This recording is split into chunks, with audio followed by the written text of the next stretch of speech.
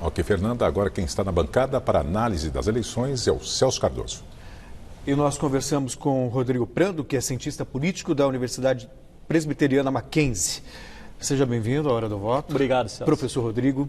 Obrigado. Primeiramente, a gente tem uma parcial, só 0,39% das urnas em São Paulo, e temos a boca de urna que deu Covas com 33%, o Boulos com 25%, o Márcio França com 13% e o Russomano com 8%. Como é que o senhor avalia esse resultado da boca de urna? Esperado um segundo turno entre Covas e Boulos. Tá. Então a gente vê que o Covas, ele sobe, e aí você tem o Russomano caindo, né, consideravelmente, e o Boulos também subindo. Então o Boulos ultrapassou e provavelmente um segundo turno. O que não se esperava, e muita gente até mandando mensagem aqui, é que o Boulos fosse chegar com tanta força assim, mas já se sabia que um segundo turno se desenhava pelas pesquisas, pela sequência. Então, cada pesquisa é uma fotografia. A eleição ela é um filme, né? Então, vale ressaltar que, neste movimento, até o momento, o segundo turno que era esperado. E como é que o senhor avalia ou explica esse crescimento tão robusto do Guilherme Boulos? Bom, o Boulos ele tem carisma. Então, isso é uma coisa que sempre foi atribuída ao ex-presidente Lula, o Lula, pelo menos, do começo do PT, do sindicalismo. Então, o Boulos tem esse carisma. O Boulos tem um domínio de palco, uma presença nos debates, uma oratória muito boa. É professor, então ele domina, ele fala bem. Mas também tem a questão da utilização das redes sociais. E aí, um outro aspecto é que uma parte dos eleitores do PT não viram em Gilmar Tato um candidato com musculatura eleitoral, com densidade eleitoral, e também optaram, inclusive alguns intelectuais do partido, figuras históricas do partido, fizeram pressão para que o PT apoiasse o Guilherme Boulos. Então, essa conjuntura de fatores e o próprio crescimento de uma esquerda, então o pessoal não está só em São Paulo bem, tem outras capitais que ele está indo bem. Em Belém, então, por exemplo? Belém, como há pouco acabamos de ver aqui. Então, assim, é um caleidoscópio que leva a essas considerações. Então, não é só um fator, são vários, e ele chega agora para o segundo turno com tempo de televisão equiparado, porque tinha muito pouco tempo de TV, mas uma atividade muito grande nas redes. Era justamente esse ponto que eu queria tocar com o senhor, porque as projeções em um segundo turno entre Covas e Boulos apontam vitória do Covas. Do Covas, sim. Mas quando a gente vê um índice tão alto de boca de 25%, a diferença está em 8 pontos percentuais. E aí ele aposta muito no tempo de televisão para conseguir essa virada. Como é que o senhor avalia isso? Realmente tem gás, tem punch para isso? E é uma coisa até que sempre foi muito colocada, porque via de regra criticam o Boulos dizendo o seguinte: você tem uma votação melhor naqueles que ganham mais e que são mais bem escolarizados. Ele sempre respondeu que muita gente na periferia não vota nele porque não conhece. Então é o momento dele colocar agora a candidatura via televisão para aqueles que porventura não acessam com tanta facilidade as redes sociais. Então tem condições de crescimento, sim.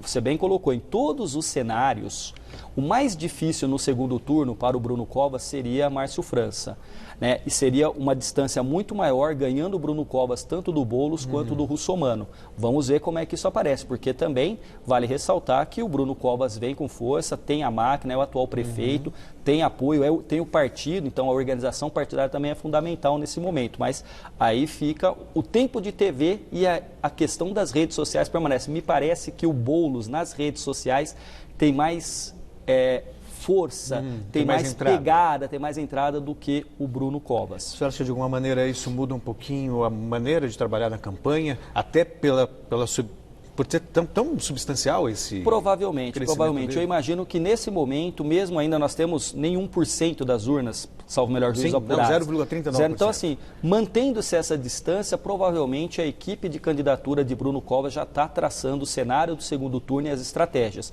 E isso faz parte da política, Celso, faz parte da democracia.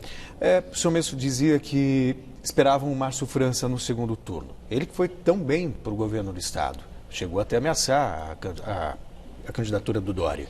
O que explica uma queda também tão grande? Bom, então vamos lá.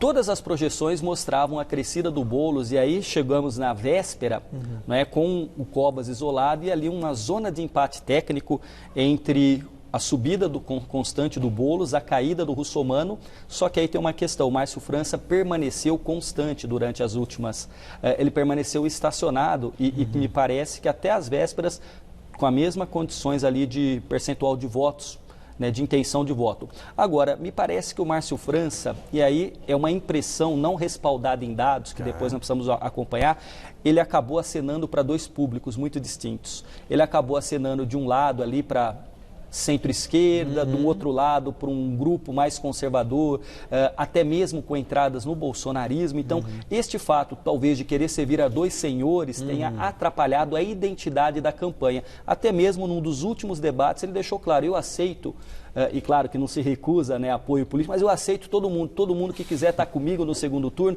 e talvez o eleitor não tenha entendido muito bem isso e seja um dos motivos. Ele até se auto-intitulou um segundo centro.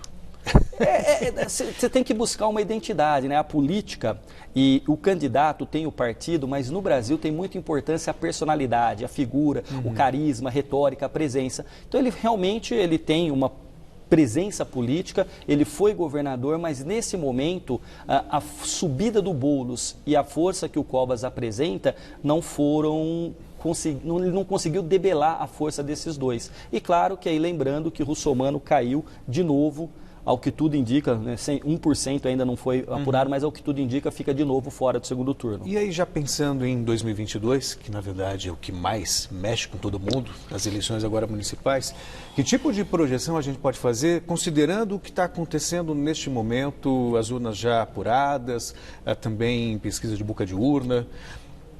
Essa é uma boa pergunta para ser respondida amanhã com toda certeza, mas de qualquer maneira as projeções, Celso, vão indicar o seguinte... O eleitor procurou mais moderação agora nesta campanha municipal. O eleitor ficou menos propenso a experimentar. O novo, a nova política, toda essa coisa. É porque assim, nova, velha política, política depende de diálogo, de moderação, de embate, de construção de pontes e não de muros. Então assim, houve nos últimos anos no Brasil uma intoxicação da democracia pelo excesso de ódio. Pelo excesso de fake news, de pós-verdade, de teorias da conspiração. E aí, Celso, o organismo humano estressa quando você vive constantemente o ódio. A democracia também. É muita energia. Muita energia e uma energia que consome uma força vital enorme. Então, se você pega a democracia, Celso, e pensa ela num tecido e vai esticando, o tecido ou ele fica aberto com os seus pontos quase rasgando ou ele estoura. Eu acho que o recado dado aqui é que parece um movimento de sair dos discursos mais polarizados e se encaminhar para o centro, sem experimentar e talvez para 2022 discursos polarizados, seja do lulopetismo ou do bolsonarismo, começam a perder força e uma parte da população. Isso os democratas estão apostando desde a vitória do Biden nos Estados Unidos até este reflexo nas eleições, não da vitória, mas deste quadro geral de estresse da democracia no Brasil. Muitos estão acreditando que começa agora um momento em que a moderação caminha para o centro. Isso explica, por exemplo, a queda nas pesquisas de candidatos apoiados pelo Bolsonaro, por exemplo? Explica também. Não é, por exemplo, se a gente pegar o caso mais concreto que nos está próximo aqui, que é o do Celso Russomano, Russomano já perdeu duas eleições, ele já saiu muito bem na frente e de novo saiu na frente. E aí a associação com o Bolsonaro, o bolsonarismo, fez com que ele caísse mais. Embora vão dizer que não, embora os bolsonaristas dirão que não, o próprio candidato dirá que não, mas está associado, ele se associou, foi uma aposta. Ele queria manter uma base de apoio dentro do voto mais conservador bolsonarista. Apostou e me parece que não deu certo. A rejeição do presidente Bolsonaro na cidade de São Paulo já ultrapassou os 50%. Salvo o melhor juízo, Celso, está na casa de 55%. Não que a aprovação do governador Dória seja muito boa. A reprovação também está, acho, na casa de 52%. Mas entre o presidente e o governador Dória, que de certa maneira, foi utilizado muito mais discretamente pelo Bruno Covas do que o Bolsonaro, pelo Celso Russomano, seja um indicativo. E aí a gente espalha um pouquinho para o Brasil, não é só em São Paulo, mas em praticamente todo o Brasil, candidatos apoiados pelo Bolsonaro ou próximos dele, não teve o desempenho que se esperava. Professor Rodrigo Prando, cientista político da Universidade Presbiteriana Mackenzie, muito obrigado pela sua participação na Hora do Voto. Seja sempre bem-vindo à TV Gazeta. Muito obrigado, Celso. Prazer estar aqui com vocês novamente. Prazer todo nosso. Laerte e Luciana.